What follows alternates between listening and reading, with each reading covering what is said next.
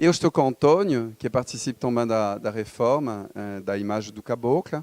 E nós vamos lembrar, Antônio, antes de falar um pouco mais do aspecto do registro do patrimônio imaterial do 7 de janeiro, de uma pessoa que foi fundamental porque acontece, é Graça Barbosa. Graça Barbosa trabalhava na Secretaria de Turismo e Cultura de Itaparica e ela fez esta ligação indispensável na administração pública de André Reis, chefe de gabinete no IPAC, de você, que já conheci ela em Itacaré.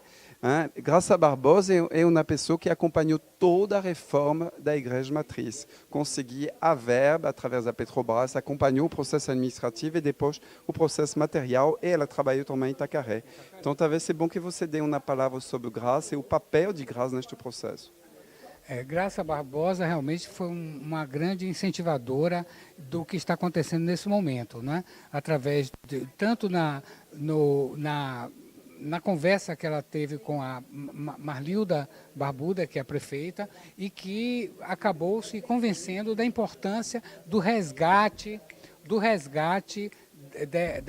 dessa figura tridimensional, dessa escultura do caboclo, que na verdade é parte central do cortejo, né? que é motivo justamente de discussão hoje, a partir de um pedido de tombamento. Então, Graça e André Reis foram peças importantíssimas, e também a Prefeitura de Itaparica, que viabilizou essa concretização que está se efetuando agora. Então, nós estamos resgatando a imagem, que é importante, o símbolo da festa do 7 de janeiro, que é a imagem, a escultura tridimensional do caboclo, policromada, com seus atributos, e que faz parte, no 2018 restauraremos o carro, que faz parte do conjunto, e é importante toda a estrutura, tanto material, que são essas duas peças, e também toda a parte simbólica imaterial, que são as cantigas, que são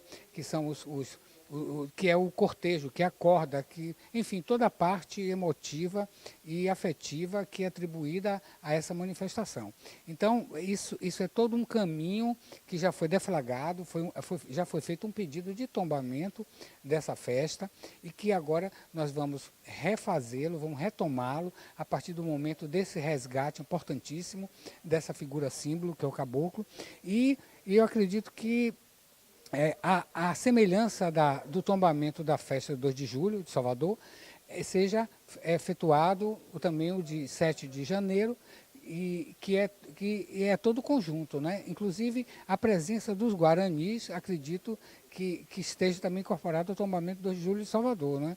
E também vai, de uma certa forma, fortalecer a permanência dessa tradição, porque a gente tem que preservar isso para que não se deturpe e não se perca ao longo do tempo, por questões ou políticas ou de desinteresse da população, enfim, é um assentamento de uma manifestação popular, cívica e, de certa forma, também religiosa.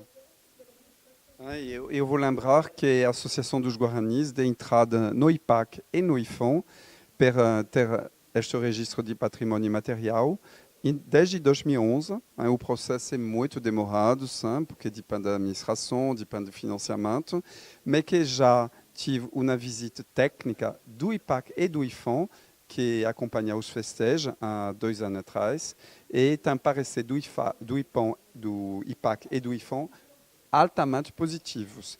O que você colocou, um dos problemas que talvez teriam é de que o 7 de janeiro seja associado a todas as festividades que são ao redor da independência. Significa o 2 de julho em quase 12 cidades, que faz no 2 de julho, Salvador e outras cidades, como também São Félix, eu penso, e várias outras cidades, Itacaré. Cachoeira, que é o 25 de junho, e 7 de janeiro. Porém, no parecer, é colocada a especificidade de Itaparica, porque é o 7 de janeiro, não é o 2 de julho, porque os guaranis são de origem de Itaparica, e que a manifestação ela festeja uma batalha, comemora uma batalha onde os itaparicanos conseguiram impedir o desembarque dos portugueses na ilha. Então é um pouco diferente do 2 de julho, que comemora a vitória mesmo definitiva.